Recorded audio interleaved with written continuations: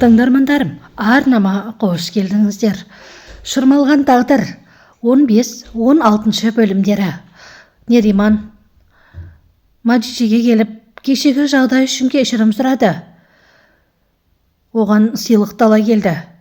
Бірақ Маджиже, Нериман ханым, сізге қатты айтқым келмейді, бірақ үйден кетесіз бе деді. Телефонды бере тұрасың ба, кешегі дәрін ұмытып кетіппін деді. Сараға хабарласайын деп.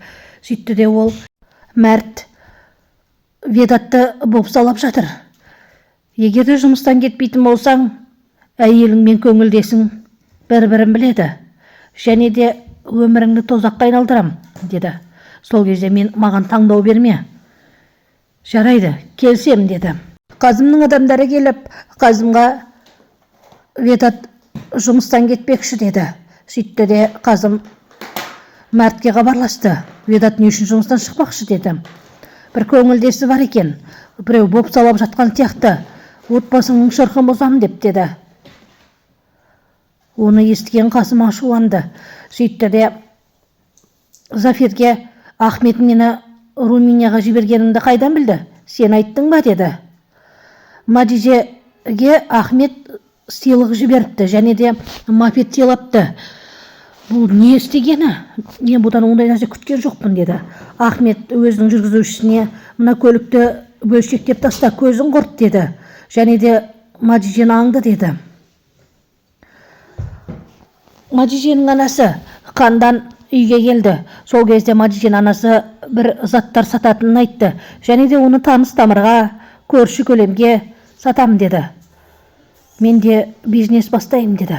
Ведат Қанданға хабарласты. Жаным, маған бір мүмкіндік берші. Екеуміз бірге демалып қайтайық деді.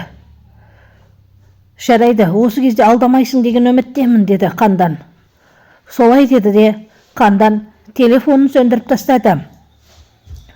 Қандан Маджиженің анасына біз Ведат екеуміз демалысқа кеттік. Сен жаңа келіспеген едің ғой? Келістім деді Қандан. Маджиже қонақ үйіндегі қараушыға, охранаға менің бөлмеме ешкім келмеді ме шынымен де деді. Жоқ, ешкім де келмеді деді. Алдынан журналист шығып қалды, бірақ оның журналист екенін білмейді Маджиже. Сол кезде сен кеше қонақ үйде болдың ба деді. Иә, болдым. Сол кезде жоғары жақтан бөтен басқа таныс емес адамдарды көрдің бе деді.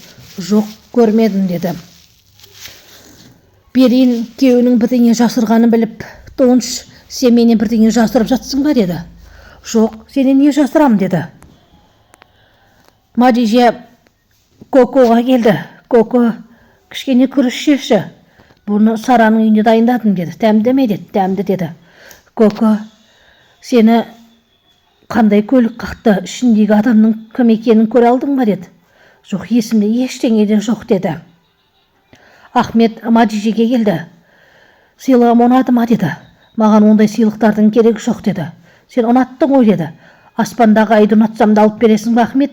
Маған қамқорлық керек, шыдам керек. Ал Берейін Сараға барды. Менің күйеуім бірдеңе жасыратын сияқты, или бір жер ауыратын сияқты. Соны емдеу керек деді. Берейін Маджижеге Ахмет қалай? Ахмет екеуің үйленсеңдер қалай болады деді. Оның барлығын Сара сырттан естіп тұрды. Қазым Маджижеге хабарласып, сенің құрбың Қандан ғой деді. Сол сен маған көмектес деді. Сендердің әулеттерінен шаршадым деді. Маған көмектес деді Қандан. Сол кезде Қандан Ведатпен демалысқа кетіп бара жатқанда Қанданға Маджиже хабарласты. Бірақ Ведат телефонын алдырмады. Мәртке жаңағы журналист келіп, Коконы кім көлік апатына ұшыратқанын біліп алдым деді. Қазым Маджижеге хабарласты. Саған қазір көлік жіберем. Бірге шығайық деді. Берейін Сарадан сұрады. Тонштың жағдайы қалай деді. Оның жасырған бір құпиясы бар сіздерден. Соны айтса жақсы болады деді. Ақыңды алмайсың ба деді. Емдемеген адамнан ақымды алмаймын деді. Қазым Ведаттың әйеліне келіп бар шындықты айтты. Және де біз қазір Ведатқа барамыз, сабырлы болыңыз деді. Ведат пен Қандан екеуі демалыс орнына келді. Және де Қандан бақытты. Жаным, мен сені сүйем. Осы демалысқа қаншама уақыт күттім ғой, деді. Мадиже сыртқа шығып бара жатқан кезде қонақ үй иесі: Мадиже, қонақ үйдің бағасы көтеріледі, 600-ге деді. Өте қымбат қой, деді. Шығатын болсаң ертерек айт, деді. Мадиже Қанданға қайта хабарласты. Жаңа журналист Кокоға келіп барлық жағдайды сұрады, бірақ Коко палатадан шығып кетті, мен ештеңе айтпаймын саған, деді. Қандан мен Ведат екеуі бақыттан бастары айналып отқан кезде біреу есікті тақылдатты. Және де есікті ашқан кезде Мадиже Қанданға келді. Қандан, екеуміз сөйлесуіміз керек, деді. Не туралы, деді. Төменде Ведаттың әйелі тұр, білесің ба, деді. Екеуміз бірге кетеміз, саған жақсылық ойлағаннан, деді. Мадиже, мен ешқайда кетпеймін, маған жақсылық ойламақ қой, деді. Сол кезде Ведаттың әйелі кіріп: сен қандай әйелсің, оңбаған, деп ұрыс басталып кетті. Қазым да үндемей тұрды. Тоқтатыңдар, енді бір шешімге келейік, сөйлесейік, деді. Сол кезде Мадиже Қанданға: жүр кеттік құрбым, өздері сөйлессін, деді. Осы кезде Қазым Ведаттың 20 жылдық тағдыры үзілейін деп тұр, жұмыс орнынан кетейін деп тұр, деді. Мен Ведаттың әйелі Қандан отырған жерде, мен бұл жерде отырмаймын, деді. Жоқ. Сол кезде Ведатқа таңдау берді. Ведат әйелін таңдады. Оны естіген әйелі қатты қуанды. Бірақ Қандан оған бақыт тіледі. Сөйтті де Ведат: мен Қанданды таңдаймын дегенде әйелі оған пышақ соғып алды. Нериман емде орталығында бір баланы көріп қалды. Ол медбикенің ұлы екен. Жан мен Джихангер Ахметтің үйін тінтіп жатыр. Және де ол Мадижен әр басқан қадамын суретке түсіргенде түсіріп алды. Ал Ахмет болса басқа бөтен қызбен көңіл көтеріп жүр. Ведатты Қазым өзінің ауруханасына апартты. Оны мәрт білмеу керегін айтты. Мадиже менімен бірге кетеді, деді.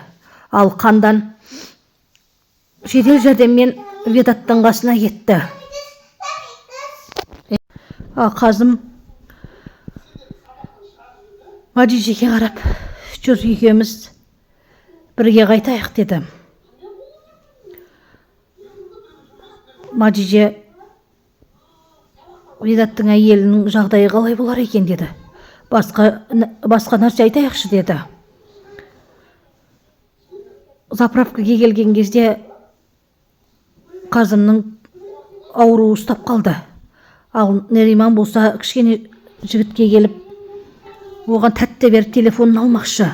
Мадиже Қазымның костюмның ішінен бір қатты тауып алды, бірақ оқымады. Сөйтті де ол сыртқа шықты. Ал Қазым оны көріп, өз-өзін ұстай алмай, Мадижені көлікке отырғызды. Сол кезде Қазым су әперші, деді. Сен суды көп ішеді екенсің, деді. Мен дәрі ішетінем, деді. Қандай дәрі, деді. Сол кезде Қазымның сырқаты ұстады. Сөйтіп көлікті тоқтат, деді. Көлікті тоқтатты да: терең демал, жақсы нәрселер ойла, деді. Фильмнің жалғасы бар, арнама тіркеліп кетеміз.